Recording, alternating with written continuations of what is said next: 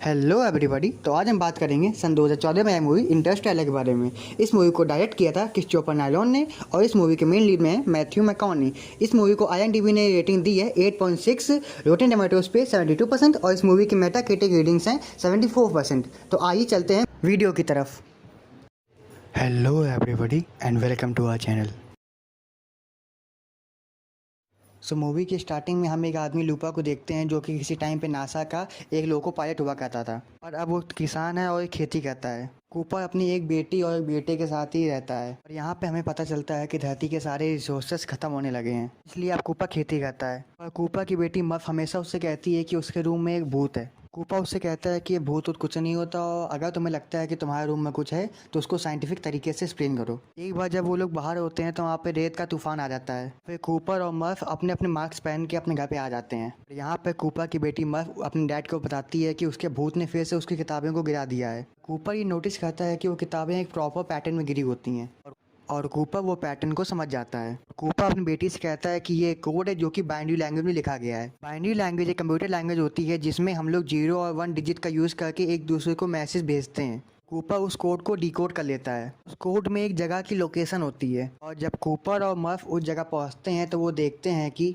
यह जगह नासा की एक सीक्रेट लैब होती है। कूपर अपनी बेटी के साथ उस लैब के अंदर चला जाता है और वहाँ पे कूपर अपने एक पुराने प्रोफेसर डॉक्टर ब्रैंड से मिलता है। कूपर भी पहले नासा में काम कर चुका है, इसलिए वो इन सबको काफ़ी अच्छे से जानता है। डॉक्टर ब्रैंड कूपर से पूछते हैं कि तुम्हें यहाँ की लोकेशन कैसे पता चली और कूपर उन्हें सब कुछ सच सच बता देता है। अब डॉक्टर ब्रैंड उसे बताते हैं कि कोई अनजान शक्ति है जो कि हमारी हेल्प कर रही है। डॉक्टर ब्रैंड कूपर को बताते हैं कि लगभग 48 साल पहले हमारे सोलर सिस्टम में एक वार्म होल खुल गया था। वार्म होल अपनी स्पेस का एक ऐसा टनल होता है जिससे हम लोग एक यूनिवर्स से दूसरे यूनिवर्स तक आराम से ट्रैवल कर सकते हैं। इन लोगों ने 13 एस्ट्रोनॉट को उस वार्म होल के जरिए किसी और यूनिवर्स में भेजा होता है ताकि वो लोग ऐसे प्लैनेट्स को ढूंढ सके जहाँ पे इंसानों को बसाया जा सकता हो, क्योंकि अब धरती पे सारे रिसोर्सेज खत्म होने वाले हैं और फिर हमारी धरती भी खत्म हो जाएगी। इसीलिए डॉक्टर ब्रैंड सब इंसानों को किसी और प्लैनेट पे ले जाना चाहते हैं जहाँ पर वो सब सर्वाइव कर सकें। तभी हमें पता चलता है कि उन 13 में से 3 एस्ट्रोनॉट का मैसेज आ चुका होता है। इसका मतलब 3 ऐसे प्लैनेट होते हैं जहाँ पे इंसानों को बसाया जा सकता है। तब ये लोग एक टीम बनाते हैं उस प्लैनेट पे जाने के लिए और कूपर को उस टीम का हेड बना देते हैं क्योंकि वो एक काफ़ी अच्छा पायलट होता है। तब हमें पता चलता है कि जिस जगह वो लोग होते हैं वो जगह कोई लैब नहीं बल्कि एक स्पेसशिप होती है। तो अब इनके पास केवल 2 प्लान्स होते हैं। पहला कि ये लोग ग्रेविटेशनल पुल के जरिए इस प्लैनेट की ग्रेविटी थोड़े टाइम के लिए ऑफ कर दें ताकि इनका शिप स्पेस में पहुंच सके और फिर ये उस प्लैनेट पर चले जाएंगे। और दूसरा प्लान ये होता है कि अगर इनका पहला प्लान कामयाब ना हो तो ये कुछ इंसानों के साथ काफ़ी सारे ह्यूमन एम्ब्रॉयंस को लाइक टेस्ट ट्यूब बेबीज़ को अपने साथ ले जाएंगे और फिर वहाँ जाके मानव बस्ती बसाएंगे।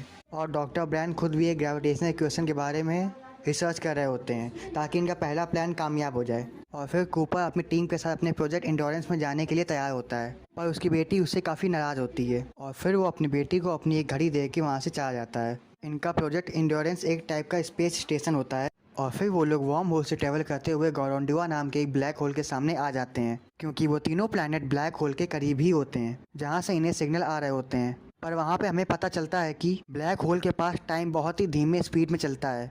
मतलब अगर आप किसी ऐसे प्लैनेट पे हो जो कि किसी ब्लैक होल के पास में है तो उस प्लैनेट पे बिताया एक दिन हमारी धरती के कई सालों के बराबर होगा। और फिर वो लोग अपने पहले प्लैनेट पे जाने का डिसाइड करते हैं जो कि ब्लैक होल के काफ़ी पास में होता है और उस प्लैनेट पे बिताया एक दिन धरती के 7 सालों के बराबर होगा। और फिर कूपर अपने साथियों के साथ उस प्लैनेट पे जाने लगता है। तभी उनका एक साथी अपनी स्पेसशिप में ही रुक जाता है और जब वो लोग उस प्लैनेट पे पहुंचते हैं तो वो पाते हैं कि इस प्लैनेट में केवल पानी ही पानी होता है। उन्हें उस एस्ट्रोनॉट की स्पेसशिप भी मिल जाती है पर उस स्पेसशिप की हालत काफ़ी ख़राब होती है। और तभी उनकी एक क्रू मेंबर एक पहाड़ की ओर इशारा करती है। जब ये लोग उस पहाड़ को गौर से देखते हैं तो पाते हैं कि वह कोई पहाड़ नहीं बल्कि एक बहुत बड़ी पानी की लहर होती है। ये लोग जल्दी से अपनी स्पेसशिप में आ जाते हैं और इनकी स्पेसशिप में पानी भर जाता है और इससे इनके एक साथी की मौत भी हो जाती है। और अपनी स्पेसशिप से पानी निकालते निकालते इनको 3 घंटे हो जाते हैं। और जब वो लोग इंडोरेंस पे पहुंचते हैं तो वो देखते हैं कि उनका साथी जो कि इंडोरेंस में ही रुक गया था वह अब बूढ़ा हो चुका है और वह उसे बताता है कि तुम लोगों को उस प्लैनेट पे 21 साल हो चुके हैं।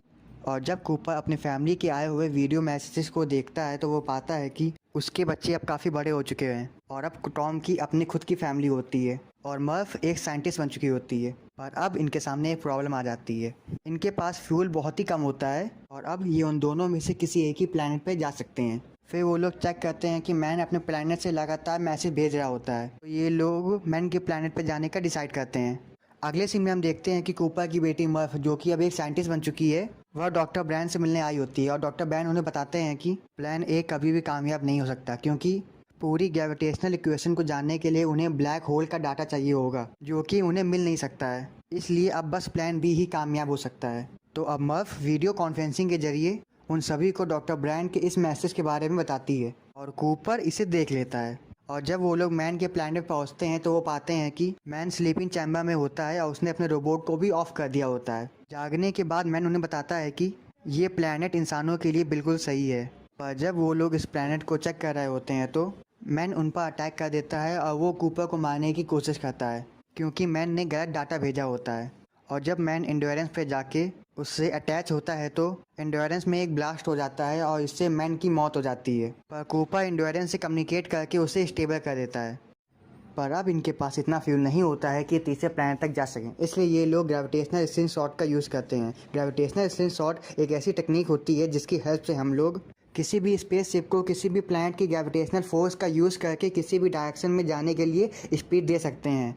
इसलिए ये लोग उस ब्लैक होल के ग्रेविटेशनल फोर्स का यूज़ करते हैं एंड्योरेंस को दूसरी डायरेक्शन में भेजने के लिए। पर ब्लैक होल का फोर्स इतना ज़्यादा होता है कि इनका एंड्योरेंस उस फोर्स को और ज़्यादा बर्दाश्त नहीं कर सकता था। इसलिए कूपर अपनी स्पेसशिप को उस एंड्योरेंस से अलग कर लेता है और उस एंड्योरेंस को, जिसमें उनकी क्रू की लास्ट मेंबर होती है, उसे उस तीसरे प्लैनेट की ओर भेज देता है और खुद ब्लैक होल की तरफ चल पाता है।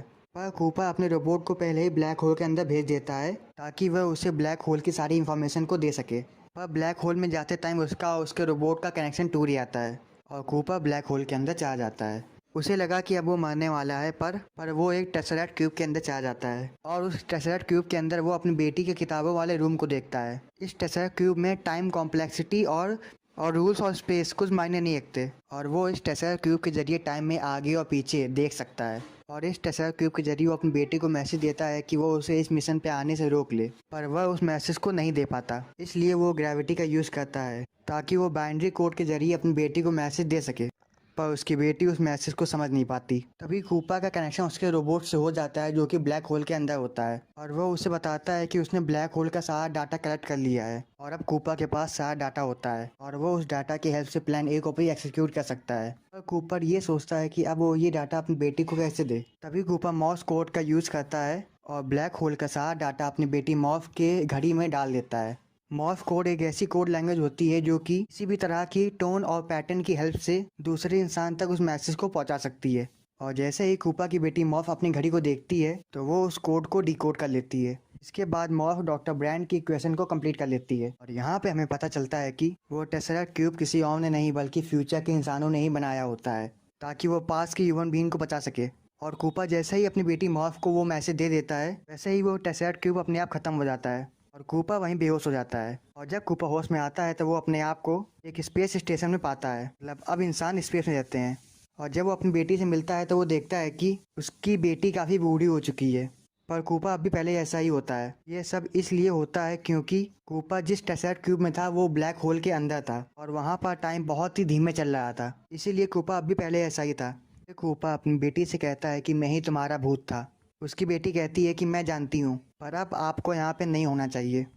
और कूपर वहाँ से चला जाता है। फिर कूपर उस तीसरे प्लैनेट की ओर चला जाता है जहाँ पर उसने अपने क्रू के लास्ट मेंबर को भेजा होता है। और मूवी के एंड में हम देखते हैं कि वह लास्ट मेंबर उसी प्लैनेट में होती है और वो प्लैनेट इंसानों के लिए एकदम सही होता है। तो अगर आपको ये वीडियो अच्छी लगी है तो वीडियो को लाइक कीजिए, शेयर कीजिए, चैनल पर नए हैं तो उसको सब्सक्राइब कर लीजिए। हम आपसे फिर मिलेंगे किसी नई वीडियो में।